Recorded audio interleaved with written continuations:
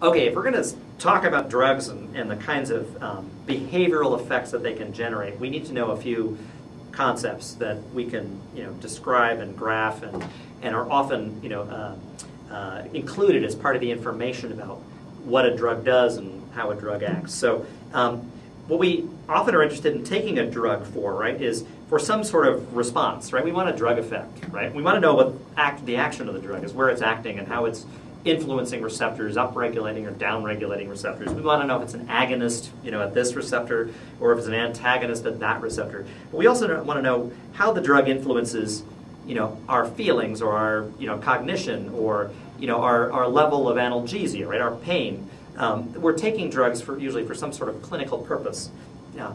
Sometimes we're taking it for other purposes. But anyway, so if you're graphing, for example, the dose of the drug, right, how much drug you're actually taking, and then you're plotting, on this axis, the response to that drug, right, you'll find that, at a very low dose, right, you're not going to get much response. And, there may be a little response, but you may get an undetectable response, right?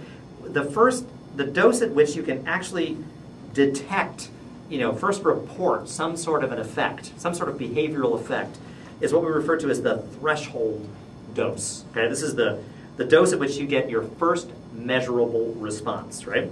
And then you're going to get more with more dose, right? The greater dose, more drug, you're going to get more effect, right? But ultimately, you're going to reach what we refer to as the maximal effect. You don't get any more effect than that. Your pain is relieved. You can't go any further, right? So this is 100% maximal. This is the maximal effect right here.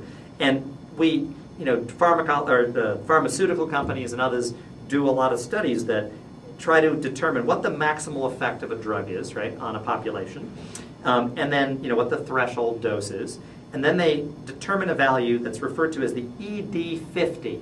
This is the 50% effective dose. It's the dose that produces literally 1/2 the maximal effect.